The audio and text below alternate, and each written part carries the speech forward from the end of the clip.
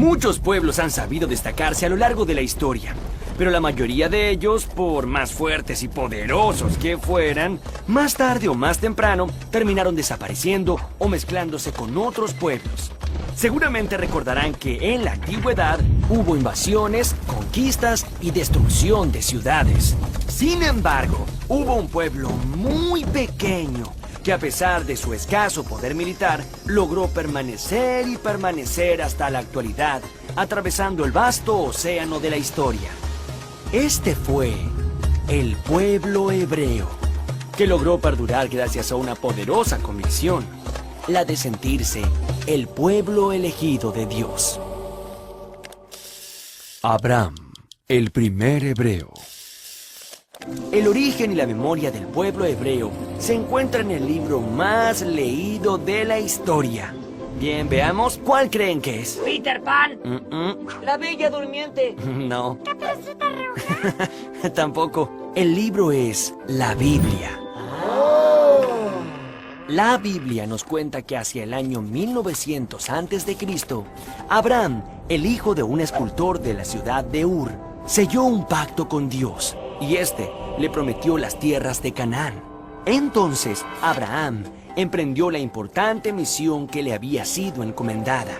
Reunió a todo su pueblo fuera de las murallas de la ciudad y lo guió en el largo viaje hacia las tierras que le habían sido prometidas.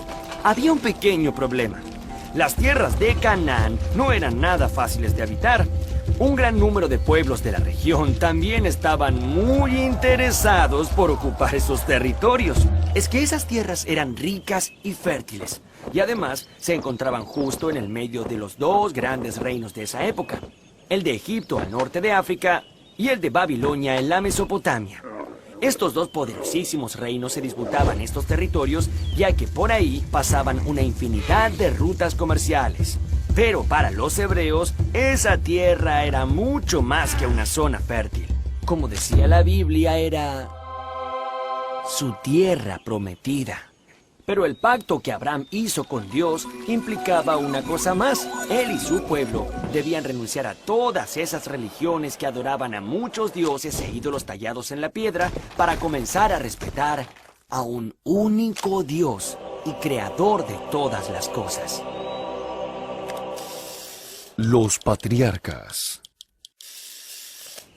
Yo, Abraham, fui líder de mi pueblo, digamos, el primer patriarca. Un patriarca era un jefe de la familia, pero también era la cabeza religiosa y la persona que imponía las leyes. Del patriarca dependía su esposa, sus hijos y los hijos de las familias allegadas. Al morir uno de ellos, lo sucedía el primogénito. Esto quiere decir el primer varón de cada familia. El primogénito de Abraham fue Isaac, y el de Isaac, Jacobo, que se hizo famoso porque tuvo 12 hijos, y cada uno de ellos fue patriarca en su tribu. Estas fueron las 12 tribus originarias del pueblo de Israel, el pueblo que sigue las enseñanzas y la palabra de Dios. El cautiverio en Egipto. Entre los hijos de Jacobo, que eran también bisnietos del gran Abraham, José tenía una gran virtud. Soñaba cosas que luego sucedían. Un día José contó uno de sus sueños a sus hermanos. En ese sueño, sus hermanos lo alababan inclinándose ante él. Esto generó tanta envidia en sus hermanos que lo arrojaron a un pozo y luego lo vendieron a una caravana de comerciantes que iban hacia Egipto. En Egipto, José fue esclavizado y luego encarcelado. Sin embargo, su fama para interpretar los sueños trascendió hasta el mismísimo faraón. El faraón le contó a José que el sueño le había mostrado primero 7 vacas muy gordas y luego le mostraba otras 7 vacas, pero muy flacas. José le advirtió al faraón que luego de 7 años de abundancia, vendrían 7 años de escasez. El faraón quedó convencido y decidió nombrarlo su virrey. Serás mi virrey. Cuando llegaron los años de hambre en toda la región, Egipto había guardado mucho alimento. Mientras tanto, los 11 hermanos de José, desesperados por el hambre, viajaron con sus familias hasta Egipto buscando algo para comer. José los recibió, los perdonó y los protegió.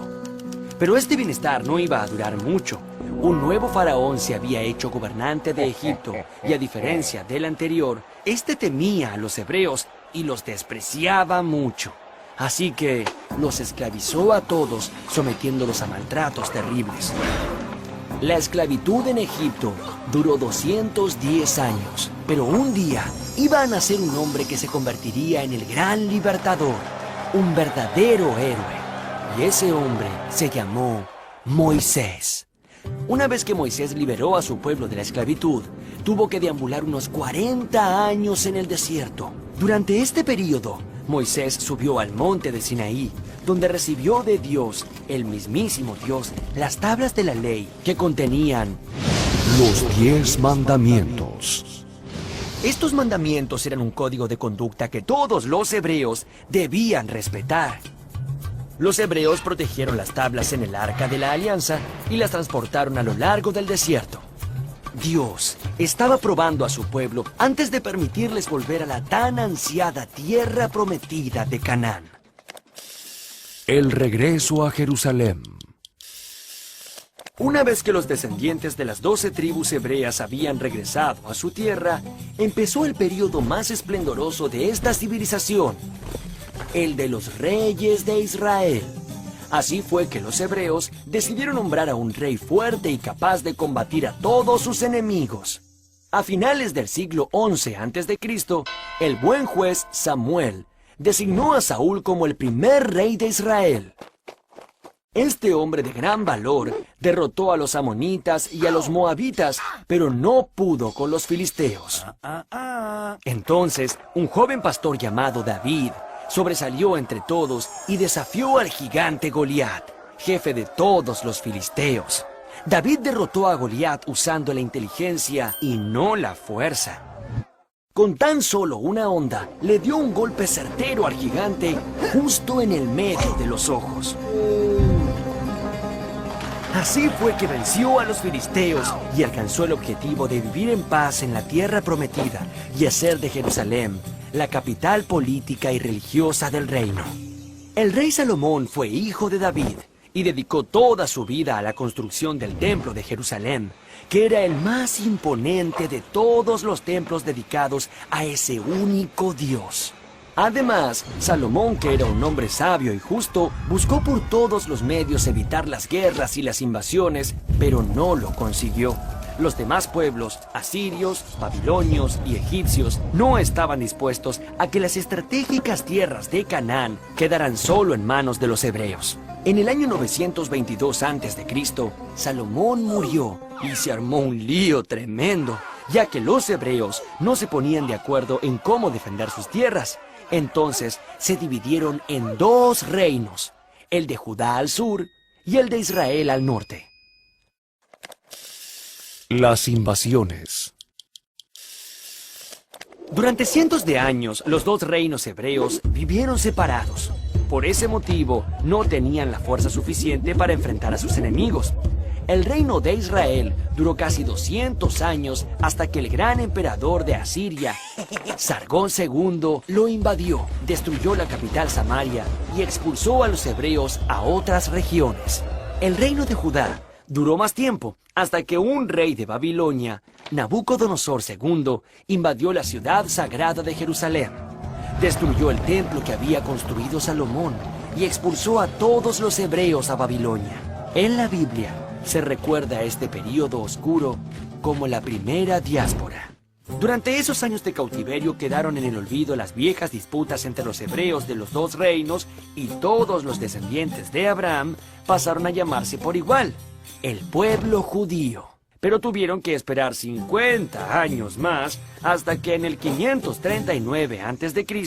fueron liberados por los persas y lograron volver a la ciudad sagrada de Jerusalén, donde reconstruyeron el famoso templo hecho por Salomón.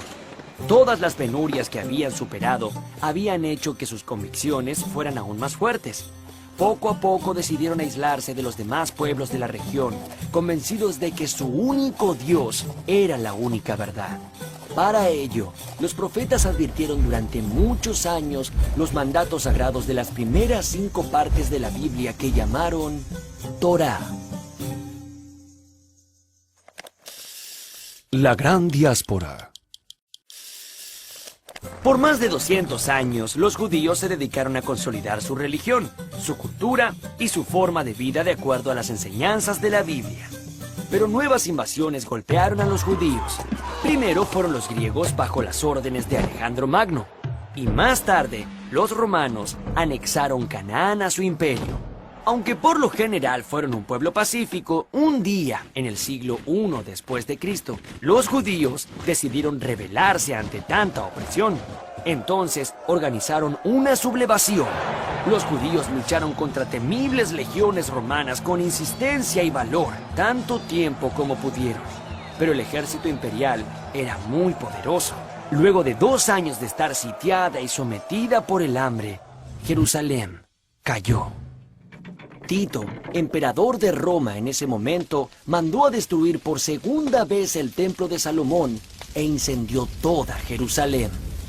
Los pocos que sobrevivieron se dispersaron por el mundo en busca de otro lugar donde vivir. Una vez más, los judíos fueron un pueblo sin patria. Un gran grupo de ellos se dirigió a la península ibérica pasando por el norte de África, y ese fue el comienzo de una nueva vida. A estos judíos se los llamó sefaradíes, y vivieron muchos años allí. Sin embargo, en el siglo XV fueron nuevamente expulsados por los reinos católicos de España y Portugal, que veían en ellos una amenaza a sus creencias. Los sefaradíes tuvieron que dispersarse nuevamente. La tierra prometida. Durante los siglos siguientes, los judíos siguieron huyendo, buscando dónde vivir y soñando con regresar a las tierras de Canaán. En muchos momentos, rabinos o miembros del pueblo hebreo hicieron llamados para que todos regresaran a su tierra. Sin embargo, la larga diáspora que vivía el pueblo alrededor del mundo hacía imposible el reencuentro. Pero sus convicciones y sus rituales los siguieron manteniendo unidos. Una de estas prácticas más importantes era la lectura de la Torá, que son los primeros 5 libros de la Biblia. También siguieron celebrando el sábado como el día más importante de la semana, porque ese día el ser humano descansaba tal y como lo hizo Dios después de culminar la creación del mundo. La boda fue otro típico ritual de las costumbres judías. Allí se rompe una copa para recordar que una alegría nunca será completa hasta que el templo no sea reconstruido. Un rabino recita 7 bendiciones y en la última pide el pronto regreso del pueblo a la tierra prometida. Muchos pueblos que sufrieron persecuciones similares finalmente desaparecieron, pero esto no le pasó a los hebreos, quienes lograron sobrevivir gracias a su fuerza interior, a su capacidad de superación en situaciones extremas y a la lectura de la Torá, que describe los mandatos de ese Dios único e intangible que los había elegido.